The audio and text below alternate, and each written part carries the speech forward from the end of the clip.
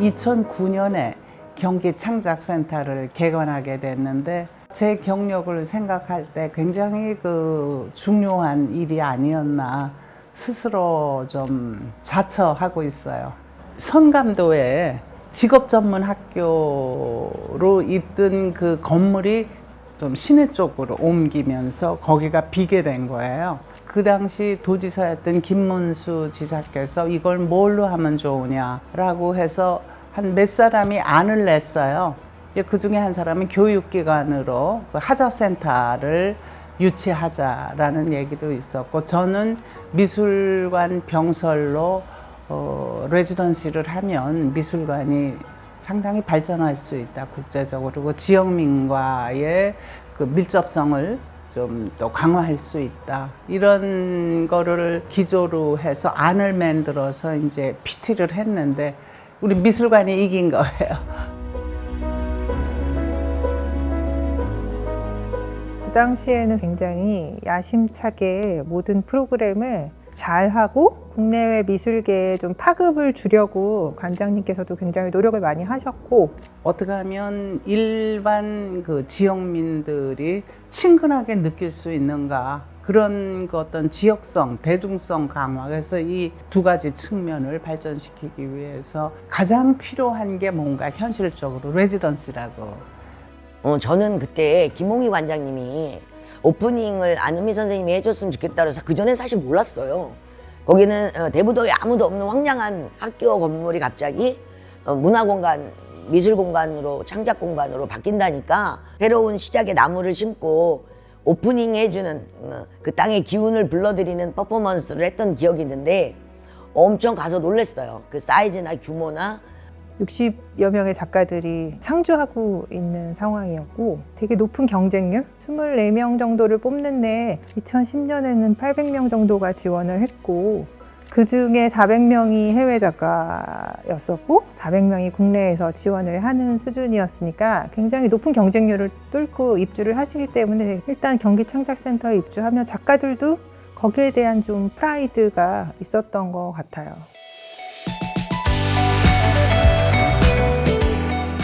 창작센터가 그동안 이루었던 우리 경기도 내에서 그리고 또 뭐 전국적으로 이루었던 성취들이 많습니다.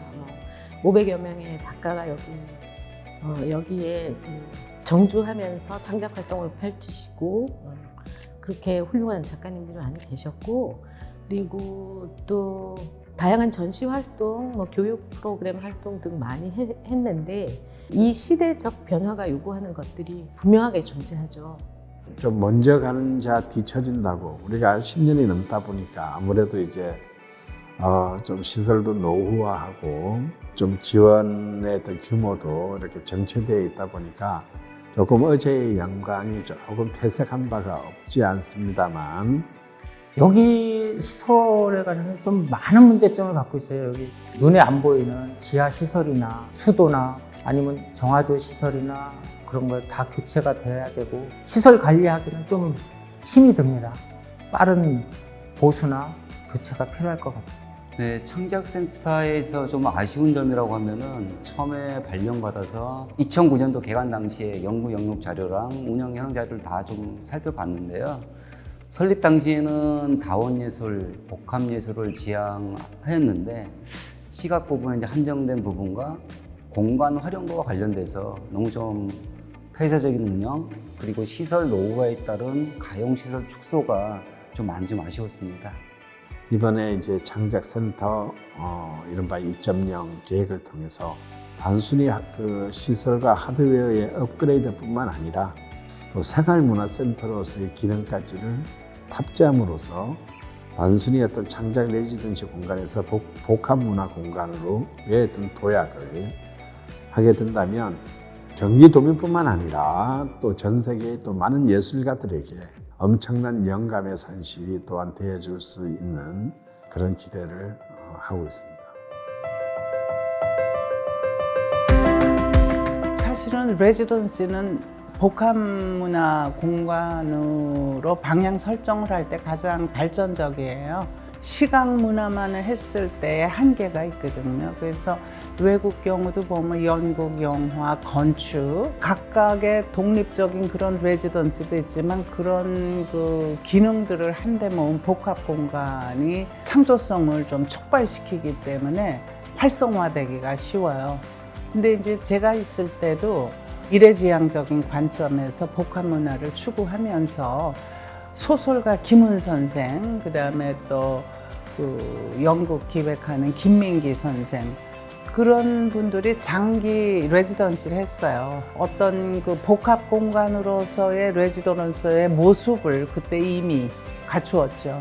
그리고 이제 그 전에 나 있을 때 초기에는 미술만 들어왔는데 점차로 이제 연극인도 들어오고 무슨 영화인도 들어오고 문학인도 들어왔잖아. 근데 그걸 좀 확대했으면 좋겠어. 미술 중심으로 하지 말고 음악인, 무용, 뭐 시나리오 뭐 하는 사람들 해가지고. 왜냐면 그게 예술인들이 다른 장르의 작가들 교류하면서 서로 배우잖아. 자극도 받고. 작가님들이랑 같이 맛있는 걸 먹고 또 작가 교육했던 게 되게 기억에 많이 남아요. 작가들이 작가를 수업하는 거거든요. 그래서 몰랐던 매체를 알기도 하고 다른 작가님의 작업 방식이나 또 뭐 재미있는 요소들을 배울 수 있어서 되게 좋았던 수업이었던 것 같습니다.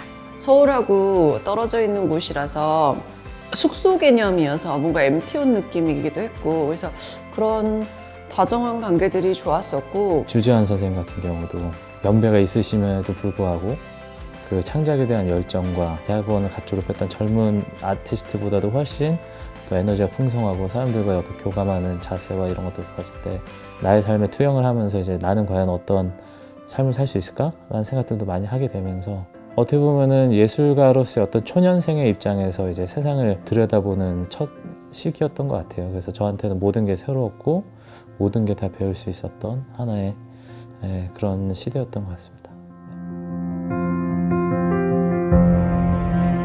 영국예술위원회의 슬로건은 딱 5개의 단어로 이루어져 있습니다. 우리말로 번역하자면 위대한 예술을 모든 사람에게.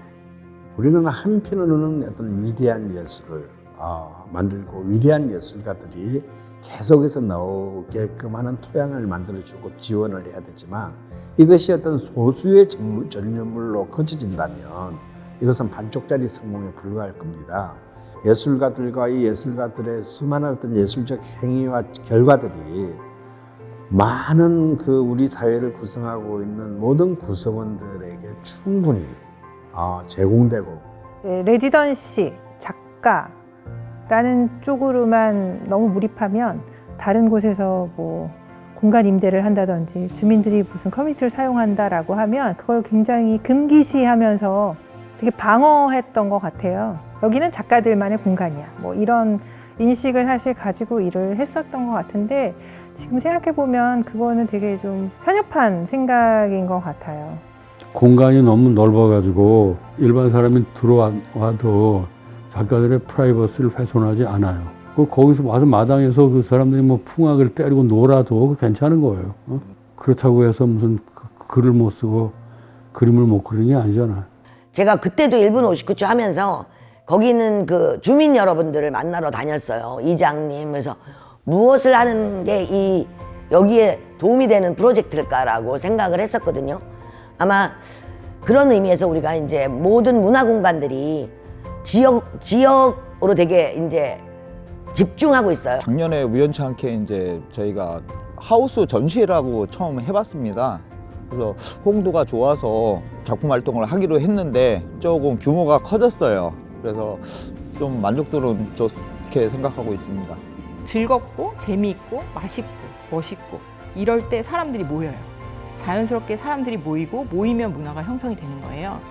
그런데 특히나 이런 어떤 커뮤니티, 지역 사회와의 연계를 고려하실 때는 그 사람의 마음을 얻는 그런 공감 능력이 굉장히 중요할 것 같아요. 그들이 듣고 싶어 하는 얘기, 보고 싶어 하는 것이 무엇인지를 잘 수용을 해서 그게 예술적으로 어떻게 접목이 될 수 있는지에 대한 고민을 많이 하셔야 되는데 그럼으로 인해서 그런 예술적인 커뮤니티가 형성이 되면 자연스럽게 이 운영하는 데는 무리가 없을 거라고 생각을 하거든요.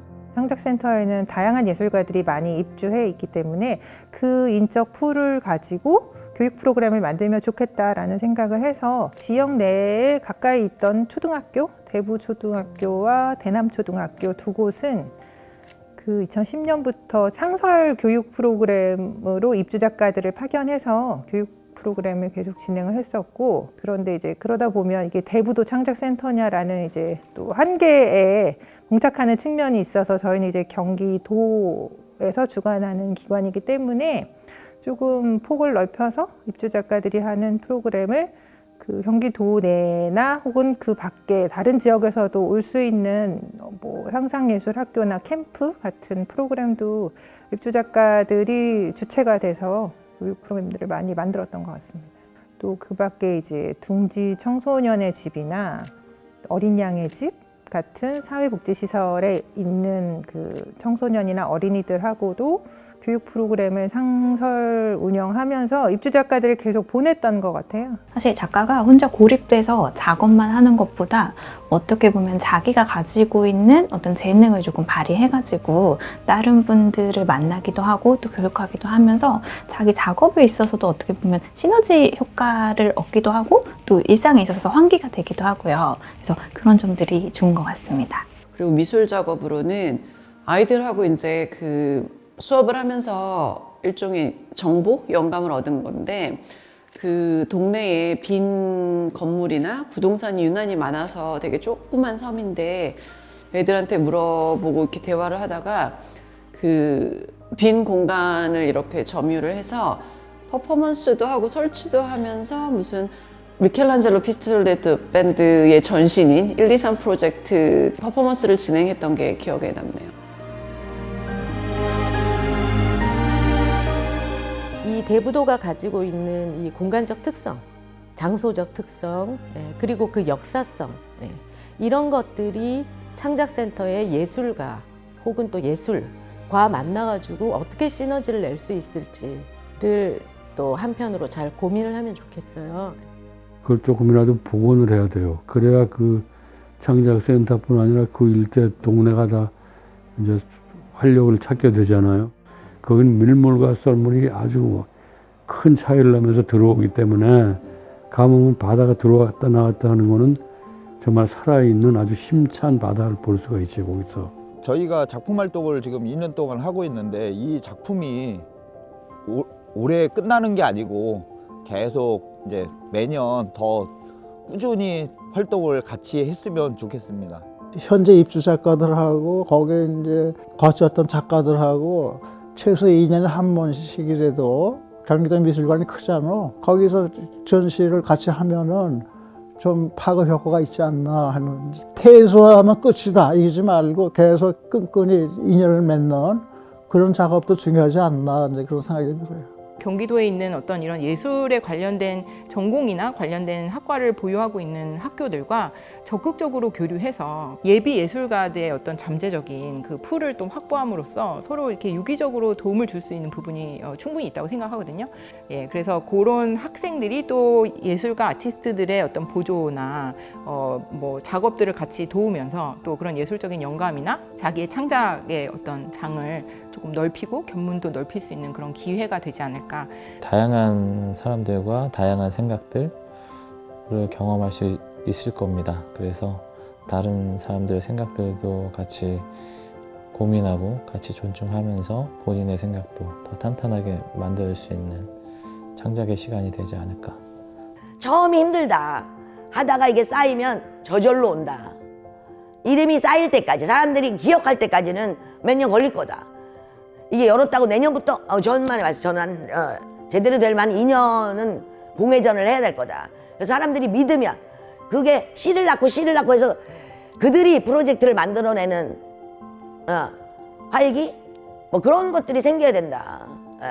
창작센터를 한 번쯤 가볼만 하거나 갈 수 있는 곳이라는 인식을 주는 기능적인 혹은 정책적인 태도가 분명히 필요할 것이고, 그러다 보면 자연스럽게 거기가 대부도에서도 고립된 곳이 아니라 좀 더 대외적으로 활기 있는 공간이 될 수 있을 것 같아서 복합문화공부원으로 재출범한다는 소식이 너무너무 반갑고 고맙고 단비 같은 그런 생각이 드는 거예요. 그래서 이제라도 국제성과 지역성을 함께 아우르는 프로그램을 많이 개발해서 시작할 때 관계자들이 지향했던 그런 부분들이 달성될 수 있도록 어떤 창작의 어떤 전시와 같은 유통만큼이나 아니 더 나아가서 어떤 그 이 예술에 관한 모든 그 예술 수용자들에 대한 예술 교육까지를